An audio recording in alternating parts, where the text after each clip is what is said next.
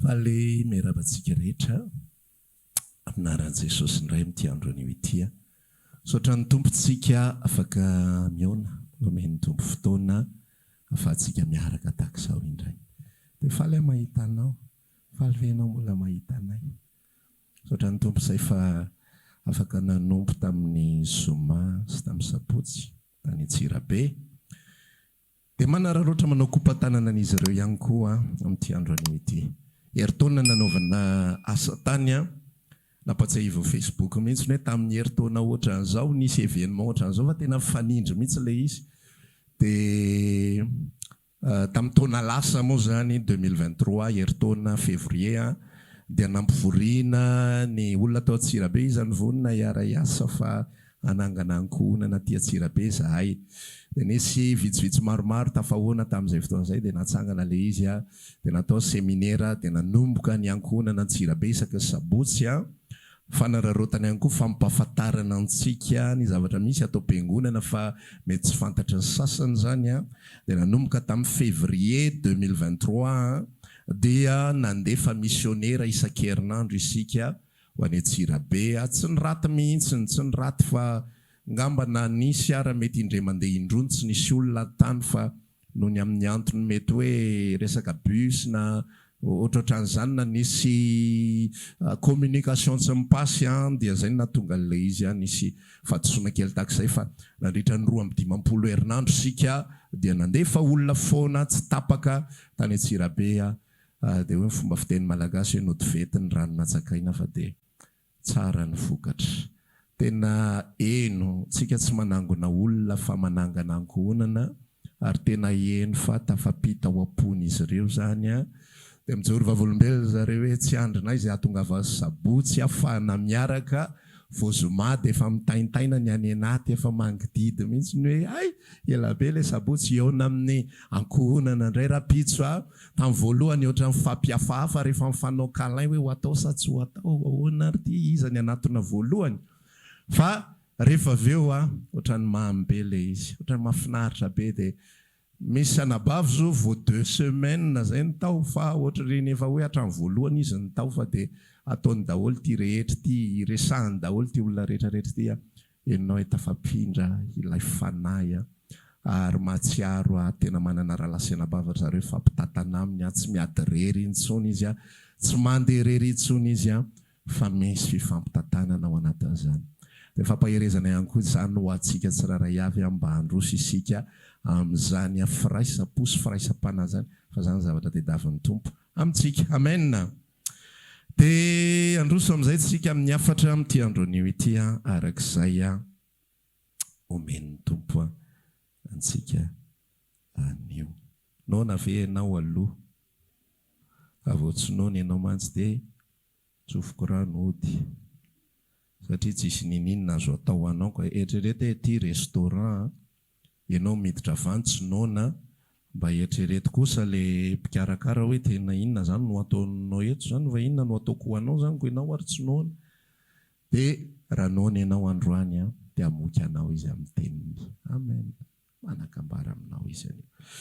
Hijeritsika epistily androany mba mena mosoara kely azafady.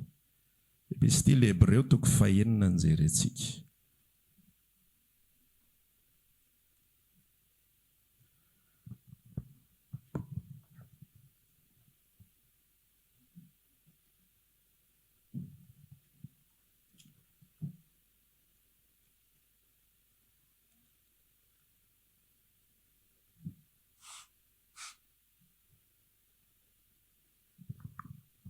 Hebreo 4 ary ny andiny 7 no hojerentsika.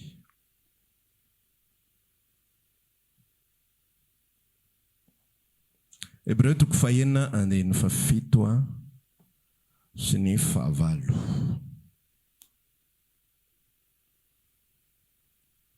Toy izao no vaky ny teny amin'ny anaran'i Jesosy. Fa izay tany mifoka ny ranonorana milatsaka matetika ka maniry anana tsara ho an'ny olona hiasana azy dia mahazo fitahiana avy amin'Andriamanitra. Fa izay maniry tsilo sy songisongy kosa dia lavina sady akaiky ny ozina ary ny hafarany dia hodorana. Amen. Tsanareo ve manao an'ilay amen? Ondranzary ery manao amen. Ity teny ity dia teny izay mety tsy mandalo matetika amin'ny masontsika, fa teny fanambarana izay nomen'ny Tompo ny olona izay nanoratra amin'ny boky ny Hebreo izay azontsika ndraisana tsara mihitsy taridalana ao anatin'izao fiarahana amin'ny Tompo izao. Ny loha hevitra raha omentsika dia izao hoe efa tokony havokatra amin'izay ianao. Efa tokony havokatra amin'izay ianao. Lazao aloha leo akaikinao na dia mbola tsy hainao ary ny hafatra efa tokony havokatra amin'izay ianao. Amen. Ny lalàna ny zavatra rehetrarehetra raha lasena bavy eto amin'izao tontolo izao dia tahaka izao. Ozy izy ny teny eo abolana nampitoroteny raha tsy diso hoe misy ny fotoana hamafazana dia misy ny fotoana hitsinjana. Tsy amin'ny fotoana rehetra no mamafy ary tsy amin'ny fotoana rehetra no mitsinja. Cycle de la vie na fiodikodin'ny fahavelomana dia misy ny fotoana hiasana dia misy ny fotoana andraisana ny vokatra. Ianao zao ohatra raha miasa ianao, raha mpiasa ambirao ianao dia miasa ianao mandritra ny ray volana dia ny andro farany ho azay farany volana mihitsy vao mandray karama dia mandray ny valika sy saranao ianao. Raha mpiasa mpanjakana ianao, tsy haiko raha efa niova ankehitriny fa taloha le 18 ny mandray ny valika sy sarana. Raha ohatra ianao ka miasa isan'andro ka ianao mihitsy mandray vola dia miasa ianao tontolo andro maraina mandraparivo ny andro dia amin'ny arivo ianao mahita ny recette zao ny vokatra izay azo. Ny cycle ny fiainana, ny boribory, ny fiodikodiny fiainana eto ambonin'ny tany dia tsy misy an'izany hoe mandray foana izany. Fa tsy maintsy mamafy ianao amina fotoana anankiray ary tsy maintsy mijinja ianao amin'ny fotoana iray.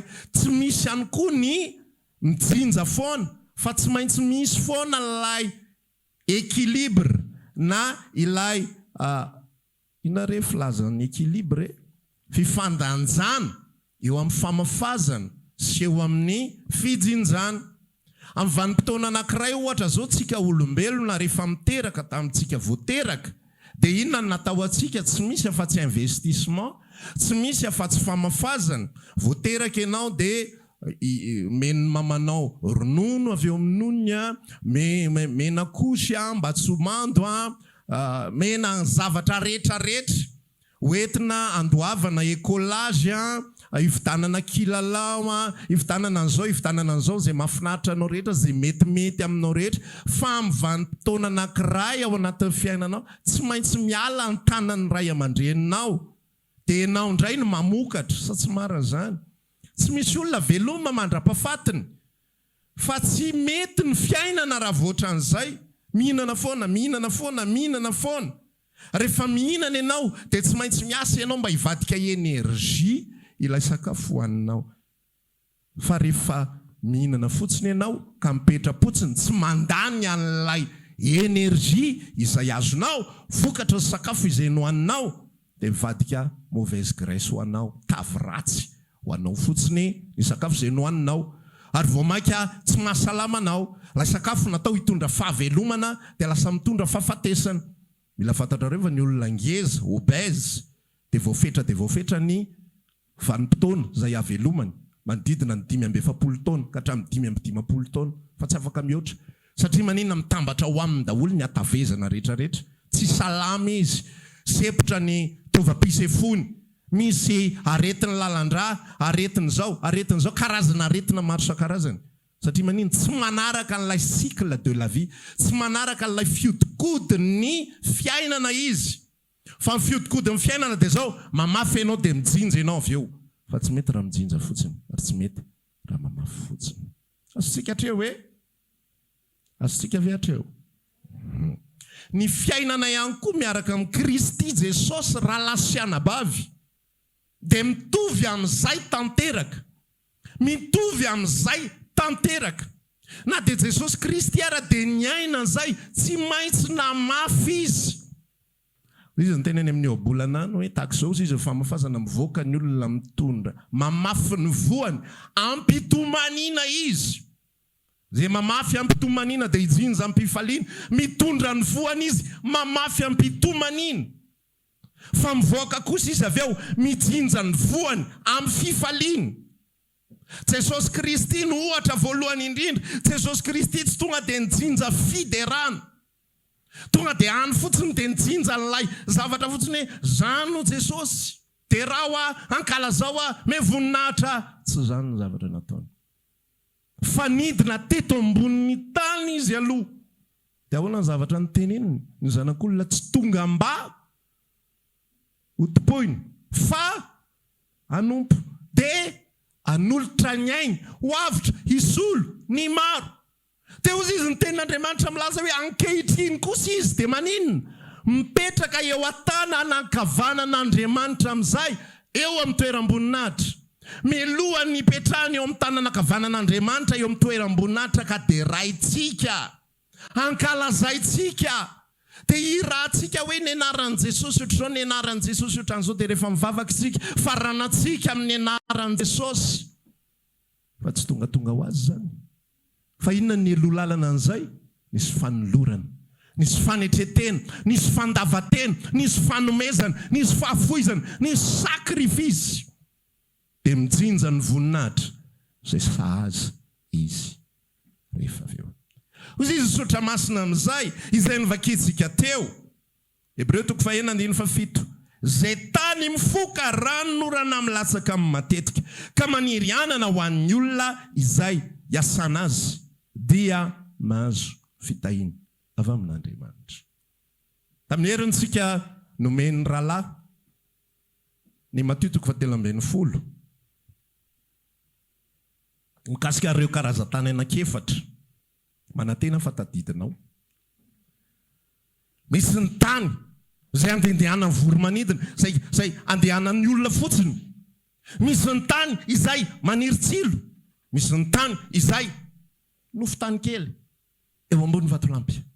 Ary misy ny tany tsara. Rehefa nandray ny famindrampon'Andriamanitra ianao, rehefa natsapa ny fitiavan'i Kristy ianao, lay namonjy anao, lay nanova ny antom-pisianao, takatry ny fanahinao ny asarobidy, zay lay nirahira jamba teo aloha mahiratra ao ankehitriny. Probleman'ilay hira fotsiny misy jamba mihira an'ilay izy. Izy mbola jamba dia izy mihira jamba teo aloha. Nefa izy mbola jamba ankehitriny. Zay ny problema. Fa raha nampahiratin'Andriamanitra masika dia mahita ny atsaran'izany fiarahana amin'ny Kristy izany.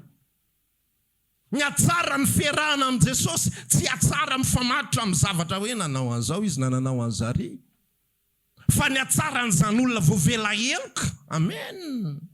Ny tsiron'izany famindram-po, ny tsiron'izany hoe za mahafantatra ary za nomena alalany amin'ny sitrapon'Andriamanitra. Dia ianao ilay Mateo 7:10, ilay karazan-tany farany, ilay tany tsara. Niverina ilay kalitao atao hoe tsara. I Adama dia tany tsara, fa rehefa nanota izy dia lasa tany ratsy. Rehefa tonga Jesosy nandray ny famonjeny ianao, dia navadiky ny famonjeny Jesosy no lasa tany tsara indray. Lasa kely namanao eo akaikinao, za tany tsara hoe. Zay tsy maninona aza miteny. Fa za dia mananantoka fa izao dia tany tsara. Tany tsara. Dia raha tany tsara dia inona amin'izay zavatra mitranga fa izay tany mifoka ranorana milatsaka matetika. Rehefa tany tsara ianao, amin'ny vanim-potoana ianao novain'Andriamanitra ho lasa tany tsara. Dia lasa mahay amin'izay ianao mifoka ranonorana ao aminao. Lazamay amin'izay ianao mifoka ranonorana ao aminao. Ny olona rehefa nateraka indray nandalo ho fahateram-baovao marina ao amin'ny Kristy. Nyendrika io ranonorana milatsaka io dia ozy izy nisaotra masina milaza hoe efa voadio rahateo ianareo noho ny amin'ny teniko izay nambarako taminareo. Ozy izy ihany koa Jehova nilaza ny bokin'i Ezekela 9:20 ho fafazako rano madio ianareo dia adio. Ny tenin'Andriamanitra no rano izay mifafy amin'ilay tany tsara. Avereny kely hoe ny tenin'Andriamanitra no rano izay mifafy amin'ilay tany tsara. Rehefa nandray ny famonjeny Jesosy isika rahalahy sy anabavy dia mafaza an'Andriamanitra ny teniny mialoha ny zavatra rehetra. Tahaka ilay zaza voateraka dia anaovanao investissement, omenao nono, omenao sakafo, ampatorianao, rehefa mitomany karakarainao. Izy mpanjaka kely ao tokantrano ao. Izy no mahazo an'ity rehetrarehetra ity. Asaina mandevitra ny zokiny. Mandevery zazakely vedy. Zay zavatra zay tsy tiako mihitsy tamin'izaho mbola kely. Lasa tany an-dafy mamanay dia izaka manondrana le zandriko ary fantatry nga arainy mihitsy hoe tsy mahazo manao ninina fa vao mitady hetsika. Dia ozy le dadatoanay zay ialao mandefery. Ny tena amin'io fa mandefitra hatr'izay nisina. Mbola ialao mandefery. Mamanlisany any an-dafy aza vela hitomany io zazy io. Dia fantatry zandrinay zay. Vao misy zavatra kely dia efa mampiakatra volume misy. Efa misy miazakazaka avy ny elafa ny teneniko. Misy investissement amin'ilay zazakely io. Misy zavatra be dia be omena azy ho atsika zanak'Andriamanitra. Rehefa nateraka indray tsika, lasa Andriamanitra manao investissement amin'ny alalan'ny teniny. Iny teniny no mampitombo anao, mampitombo anao, mampitombo anao. Ny fifandraisana mampalehibe anao, mampatanjaka anao, azonao sakafo. Tsy normal mihitsy raha olona milaza ny tenany fa zanak'Andriamanitra nateraka indray nefa tsy nona sy mangetaheta ny fahamarinana. Tsy normal ny olombelona tompoko dia nona sy mangetaheta. Fa matoa tsy nona sy mangetaheta dia efa maty zany. Ary ny tena marina tsy hoe maty fa tsy teraka mihitsy ny marina. Fanjanona olombelona tsotra fotsiny. Fa ny olona ao amin'ny Kristy, raha misy olona amin'ny Kristy dia olona vaovao izy. Mangetaheta zava-baovao izy. Mangetaheta ilay zavatra avy amin'ny rainy izy. Raha ohatra ka zaza zany dia mangetaheta ilay ronono avy amin'ny reniny izy. Ny zazakely rehefa omenao ronono ndreny ka avadika ao biberon iny, ohatra zany zao efa nampisotronao an'iny izy herinandro, omenao biberon, tsy mety mihinana an'io intsony izy. Ary sarotra be mihitsy ny surtout an'ilay olona le maty tampoka ny reniny ohatra na mitsahatra tampoka ny nono dia avadika biberon. Tena mampalahelo be mihitsy ilay zazakely. Satria manino? Iny azy ny tena tiany. Iny azy ny tena mahavelona azy. Ny alalana fa ao amin'ny Kristy Jesosy marina ianao. Mila ny teniny ianao. Tsy fitahinany manona anao. Tsy hirahirany manona anao. Tsy fideranany manona anao. Fa Andriamanitra miresaka aminao. Mahazo ainy ery ianao rehefa niresaka taminao izy. Indray felaka tamaina ny azo. Fa zay ny mabizara ny olona ao amin'ny Kristy io. Felaka tamaina ny miainga avandy izy sambatra ery misaotra Jesosy. Gaga fiarahamonina inona ny isaorana an Jesosy. Azoko ino zany. Le felaka tamaina zany ho alan'ny olona rehetra ianareo no ny anarako izy misaotra Jesosy. Alleluia, marina mihitsy zany. Gaga ny olona hoe tena mitapy amin'ny fivavahana. Ho alan'ny olona rehetra ianareo no ny anarako ny dia faly izy. Fa zay le natiora. Zay le zanak'Andriamanitra ary zay le rano mifafy amin'ilay tany izay mampitombo azy, zay le rononom-panahy izay resahan'ny Petera hoe maniry fatratra ianareo an'izany rononom-panahy zany dia mitombo ianareo. Fa tsy tapitra hatreo ny cycle de la vie. Tsy tapitra hatreo ny boribory ny fiainana. Tsy tapitra hatreo ny fihodikody ny fiainana. Fa ny vanim-potoana anankiray amin'izay ao anatin'ny fiainantsika. Rehefa avy nandray isika, rehefa voataiza isika, raha tsaronao fa efa enom-bolana izay no natsapanao ny asan'i Kristy tao anatin'ny fonao, dia tsy tapitra hatreo amin'ny investissement an'Andriamanitra ny tantara, fa mila mahavokatra amin'izay isika. Amen. Tsy hoe manao Andriamanitra dia tsisy toyany ambokiny Lioka raha tsy diso mety Lioka toko 7:20 angamba misy an'ilay tantaran'ilay aviavy izay nambolena teo amin'ny tany Mboloboka.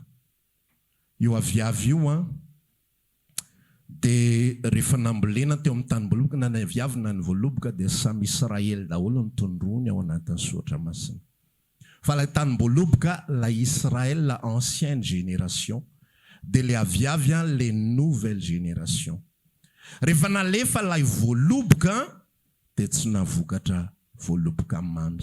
Tsy haiko fotrany efa nisan'ny tory zay teto hoe tsy zavatra tsara vany nafafiko teo aminao fa tsy haiko tsy moa zany na teto na tamin'ny ankizy tany amin'ny formation fa efa naheno an'izay na zavatra tsara taminareo anefa voaratsy. Dia zay ny problema n'Andriamanitra tamin'ny Israely dia nesory le Voaloboka. Zay mahatonga izy hoe tany Mboloboka nambolena aviavy. Le Israël ancienne génération namafazana aloha no karakaraina no mena fitahina zay afafiny dia mety daholo no arovana tamin'ny favalo izy natao an'izao rehetrarehetra izao izy. Fa tonga amin'ny vanim-potoana hijery vokatra Andriamanitra to tsisy ninona to tany karakaina esory fa manimba ny tany lasa ndray andao amboly aviavy. Inona le aviavy? Israël deuxième génération, nouvelle génération. Fa mitovy ihany ny tantara tsy mivoaka ninina dia ozy izy nyresaka amin'izay niraka hoe tapo io fa manimba ny tany fotsiny dia ozy izy le mpikarakara aloha akarakaraiko heritony Jesosy mpikarakara iny zay mantsy nieviany Jesosy teto ambonin'ny tany. Ozy izy Jesosy nilaza hoe raha vehivavy za tsy avy afa-tsy amin'ny ondriveriny Israely dia ny ondriveriny Israely iny nouvelle génération nikarakarany fotsiny izy. Aleo karakaraiko ozy izy heritony rehefa mbola tsy mamoy izy tapahanao amin'izay dia tonga izy niantso an'ireo 20 lahy dia ireo 20 lahy niantso ny jiosy maromaro vitsivitsy tafakatra 5,000 nisany azony 5,000 tapahana amin'izay le aviavy. Ny fiarahana amin'ny tompo raha lasanabavy tsy hoe vovonjy fotsiny ny fiarahana amin'ny Jesosy raha lasanabavy tsy hoe nofodiana Andriamanitra fotsiny fa mitovy daholo cycle de la vie, mitovy daholo fihodikodiana ny fiainana. Misy vanim-potoana mafazan'i Jehovah dia misy vanim-potoana iandrasan'ny vokatra amiko sy aminao. Misy vanim-potoana na mafazan'i Jehovah ho an'ny Israely dia misy vanim-potoana hitsinjan'ny vokatra amin'ny Israely. Ary système dia zao zay afafinao ny jinjainao. D'accord raha mila paoma ianao dia mila maninona? Mamboly paoma. Raha mila salady ianao dia mila maninona? Mamboly salady. Fa tsy hoe ianao te hamboly vokatra milamindamina mitsotsotra manao anazy dia mieritreritra ianao azo zao moa tsy azo atao référence intsony la vanille fa ohatrany efa mora be mitovy amin'ny haricot vert izy zao. Fa tamin'ny vanim-potoana mbola lafo be ny la vanille tsy azo atao mihitsy ny hoe za hamboly haricot vert dia mieritreritra ny jinja la vanille satria la vanille lafo ny vidiny. Tsy possible. Zay tetiavinao dia zay ny afafinao. Dia takan'izay tamin'ny Israely Andriamanitra manao investissement amin'ny Israely. Inona zavatra investissement ataony Andriamanitra amin'ny Israely? Zavatra ranofo. Inona ny andrasan'Andriamanitra amin'ny Israely? Tsy miandry zava-panahy amin'ny Israely mihitsy izy. Fa ny zavatra andrasan'Andriamanitra amin'ny Israely kosa dia zao avy namafy zavatra ranofo aminareo ianareo kosa tokony hanolotra ny tenanareo hanompo anaky ny didy amandalana aranofo izay nomeko anareo anaraka tsara amin'ny atsakasy andavana ny zavatra rehetra izay andidiko anareo ary tena indrindraindrindra hifady an'izany fanompo-tsampy izany. Amiko zanak'Andriamanitra kosa amintsika zanak'Andriamanitra ny investissement nataon'Andriamanitra ho antsika dia zava-panahy. Inona tsara hoe ny investissement nataon'Andriamanitra, ny famafazana nataon'Andriamanitra ho aso ho anao dia zava-panahy. Inona zany ny vokatra andrasany amintsika? Zava-panahy ihany koa. Israely nomena hoe zao olona franko zao nambara fiderana ho Israely no nomena hoe Jehovah mitoetra eo ambony fiderana Israely. Fa zasy hainao tsy izay. Tsy fiderana ny andrasan'Andriamanitra amintsika. Fa zay nafafiny amintsika dia izay ny andrasany amintsika. Namafy zava-panahy izy. Namafy fiainana ara-panahy izy. vokatra ara-panahy eo amin'ny fiainantsika.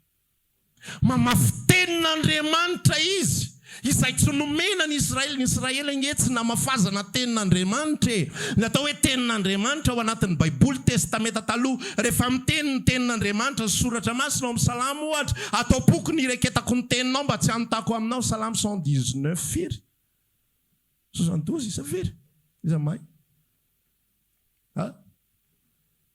11 zay 119 fotsiny te tatava. Rehefa miteny an'izany izy hoe fanilon-tongo sy fanazavana lalako ny teninao, rehefa miresaka teninao izy, didy amandalana no lazainy fa teninao, atao boky ny ireketako ny teninao mba tsy hanotako aminao, didy amandalana ny resahany ao. Fa rehefa miresaka kosa izy tenin'Andriamanitra amintsika ty amin'ny fanekena vaovao, révélation ny resahany. Tsika miaona tahaka izao dia mandray zavatra avy amin'Andriamanitra, fa Andriamanitra miandry zavatra amin'ny alalan'iny zavatra niraisinao. Fa tsy faly fotsiny tsika mandray, satria ny tompo nampahiratany maso e. Ohatra le jamba zany, jamba teo aloha mahiratra ankehitriny, ok sava aloha le mihirahira. Alefatsy ny hira aloha, fa tsy tous les jours dia zay foana ny hirahira iny eo, hirahira iny eo. Fa rehefa jamba taloha mahiratra ankehitriny, ale amin'izay miasa. Fa tsy hira nampahiratana ny masonao. Mahiratra dia isaky mahita an' Jesosy, zamba teo aloha. Voaroka any ianao ny farany. Zay zany ohatra zany ny tantaran'le jamba. Isaky izay mahita an' Jesosy misaotra Jesosy fa mahiratra. Tena azo antoka 100,000. Fa irahan' Jesosy ndany ianao miasa. Ataovy izay tokony ho atao, fa tsy zany foana ny andaniana fotoana eto. Zasenao nanaovan'Andriamanitra investissement. Misy vokatra ara-panahy tiany ho hita amin'izay ao anatin'ny fiainantsika. Misy atsara-panahy voazatoetra tiany ho hita eo amin'ny fiainantsika. Amen. Isy ilay toetra an' Jesosy tiany ho hita ao anatin'ny fiainantsika. Zany ny fahavokarany. Zany ny fahavokarany izay tediavin'Andriamanitra aloha voalohany indrindra. Ho aso anao enim-bolana niotra nanimponan'Andriamanitra. Raha mbola enim-bolana latsaka ianao, andeferana ianao aloha. Tsy asiana resaka, hoaniny hanina, ataovy izay mahavoky, mila tonga tsara miaraka amin' Jesosy. Fa rehefa avy eo amin'izay, dia hozy ilay soratra masina milaza fa izay tany mifoka raha norana milatsaka matetika. Nataony kamo le izy, fa zanao hoe dia maniry anana tsara ho an'ny olona. Dia andrasa ilay tompon-tany mba haniry anana tsara ho an'ny olona. Tsy fafazana rano fotsiny, dia tserijerena fotsiny amin'izao. Ny zanak'Andriamanitra dia noharin' Jesosy mihitsy amin'ny voankazo. Nohariny amin'ny inona tsika? Fa tsy nohariny amin'ny voninkazo. Tsy mitovy zany. Voninkazo ataonao daholo ty investissement rehetra ty, fa dia jerijerena eo fotsiny izy. Tsy mbola nisy olona mihitsy hoe za tena niasa mafy fa an'ity rôzy ty hoaniko ty, hoaniko fa za tena raha niarerako, tena sy ny zavatra laniko tamin'io. Fa ny voninkazo dia maniry, dia tsara tarehy, dia mahafinaritra amin'ny maso fotsiny. Be dia be ny olona zanak'Andriamanitra. Mahafinaritra amin'ny maso fotsiny, miaraka mandeha mirona izy rehetra.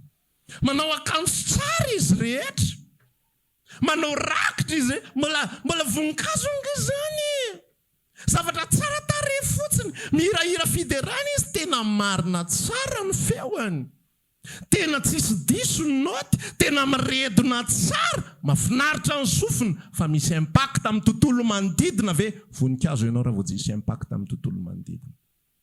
Sasenao tsy natao voninkazo, fa sasenao natao voankazo. Eto lazainy sotra masina hoe natao haniry anana isika. Dia aza miteny hoe ny manodidina anay tsy mihinana anana, tsy voatery anana le izy.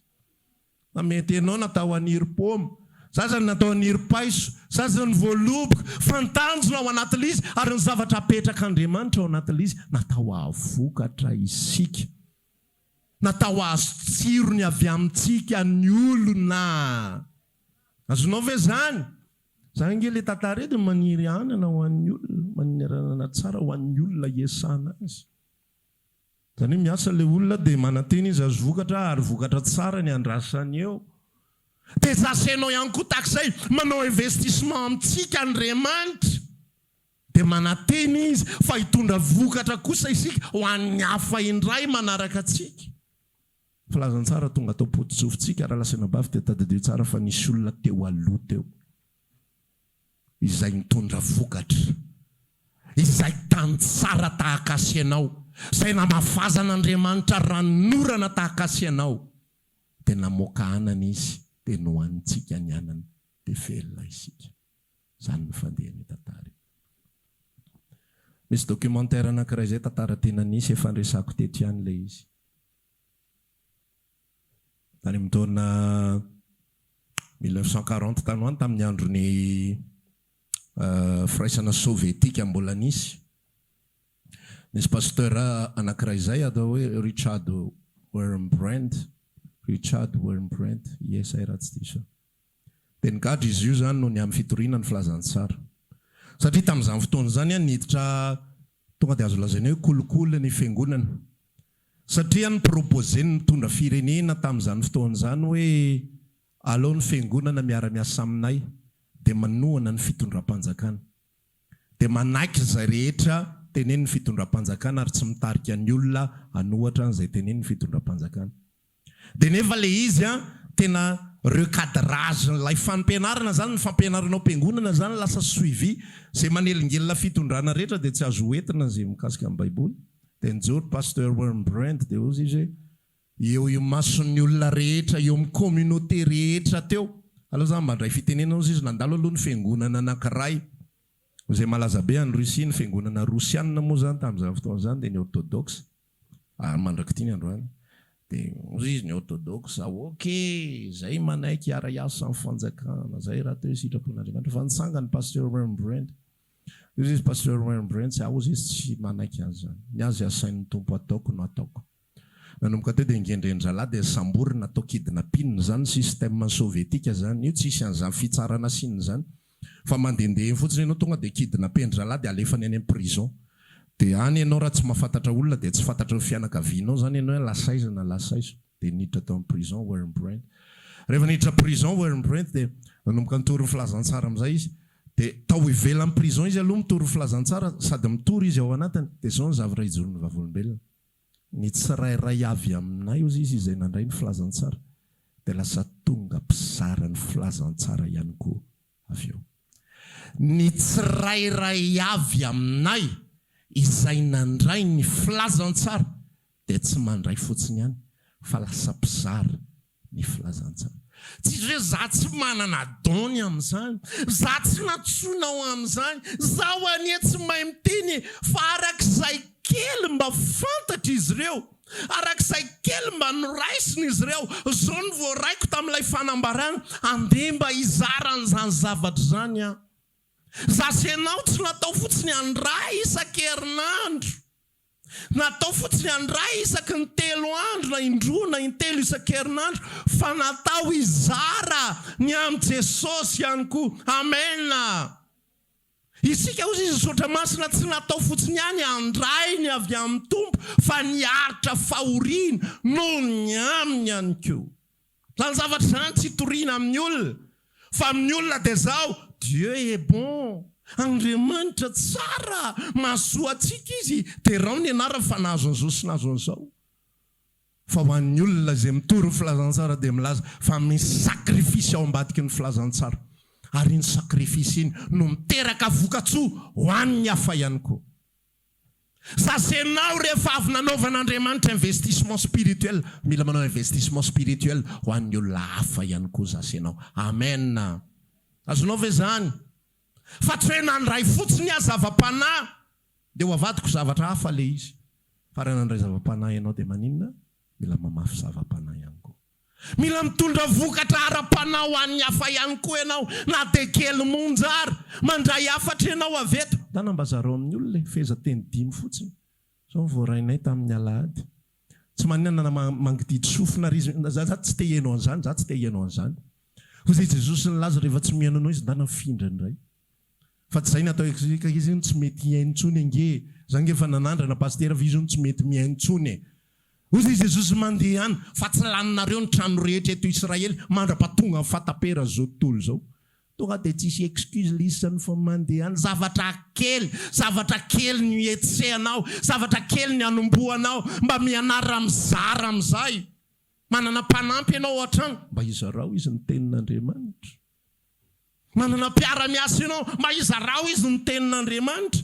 Misy olona manodidina antsika be dia be, izarao ny kely fantatrao, mandehana ozy izy dia lazao izay nataon'ny Tompo taminao. Zava-panany investissement, zava-panany afafy ihany koa. Amen.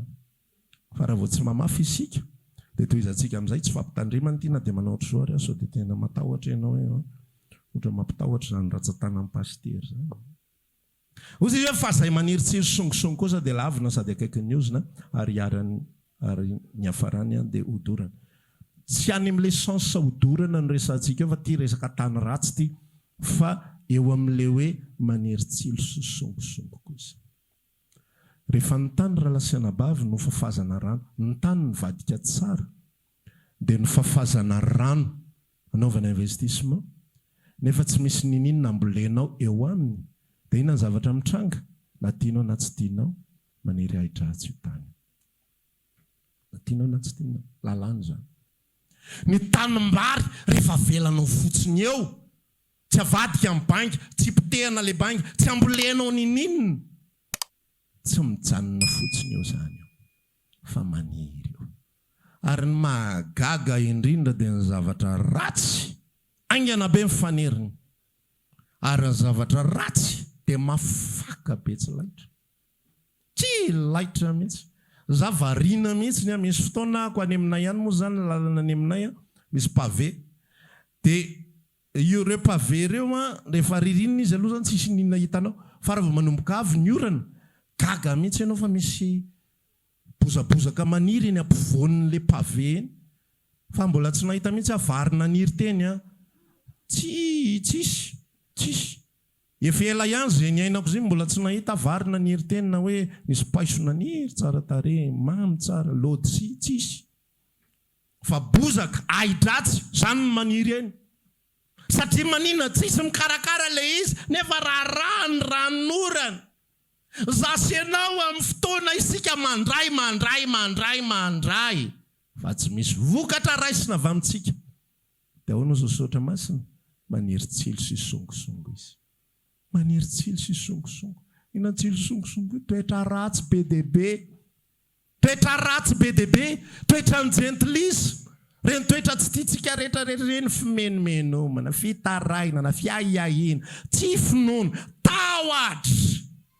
Fantatrao ny mahatonga anao matahotra, mifafy ny rano fa ianao tsy mahavokatra ninina. Dia tsy maniry zavatra tsara ao anatinao. Tsy maniry zavatra tsara ao anatinao. Fa manomboka androany, raha tianao haniry zavatra tsara ao anatin'ny fiainanao, maneke havokatra ao an'Andriamanitra, maneke hizara n'izay voarainao.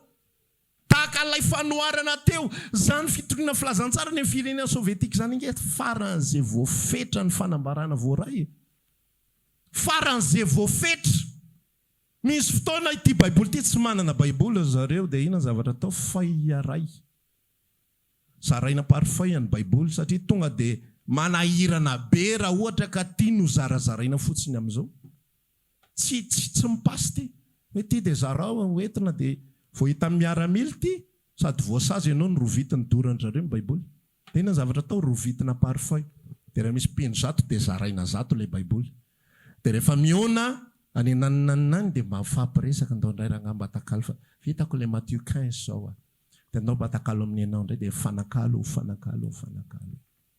Voafetra ny fahalalana, voafetra ny zavatra voaray, voafetra ny toroteny, fa zay azo dia zaraina. Dia ina ny zavatra mitranga? Mihodina ao am-pony izy ireo ny fifaliana rehefa manomboka heninao ny anatinao any. Taloha faly. Ankehitriny ohatran'ny souvenir zany, ohatran'ny faly tsy ndraindray eny sisy.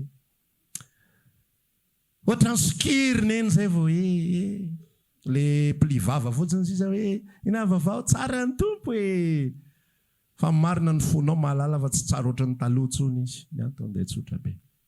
Maniry tsilo songisongy any anaty. satria maninona tany fafazana ranonorana nefa tsy mahavokatra hanina hoanina ho an'ny olona izay niasana azy. Azonao zany? Tany fafazana ranonorana matetika nefa tsy mahavokatra anana ho hanina ho an'ny olona izay asana azy. Zasy ianao anaovan'Andriamanitra investissement tsy tapaka. Isaka mivavaka tsy fantatro ianao fa za isaka mivavaka miresaka amiko ny tompo. Fa ao ambadika izay miandry vokatra izy. Rehefa mamaky baiboly miresaka amiko ny tompo, voakasika ny ao am-poko, mahery ny any anatiko, falifaly ny ao anatika. Fa miandry vokatra izy ao ambadika izay. Miandro olona izarako an'izany zavatra izany izy. Miandro olona ho taretiko izy. Miandro olona ho ampahereziko izy. Miandro olona ho entiko ambavaka izy. Zany mahatonga ny faharetana raha lasiana bavy. Aza mieritreritra niaritra mihitsy miaraka amin'ny tompo. Raha tsy misy vokatra ianao. Fa izay misy vokatra ihany maritra. Ny famokarana ny mampaharitra. Zay ny afatritsika amin'ity andro androany ity. Izay nomen'ny tompo atsika. Fotoana fahavokarantsika izao. Fotoana efa tokony havokarantsika izao. Amen. Mampaherezo an'izay le rahalanao sy anabavinao akaikinao. Fotoana tokony havokarantsika izao. Ianao tsika hitsangana vavaka. Ohatra mbola tsy tsapanao kosa hoe ianao ilay manana ny tany tsara. Miresa amin'ny tompo mamindrafo amiko Jesosy. Mameo an'izany tany tsara izany. Aoka hiasa ny anatiko ianao.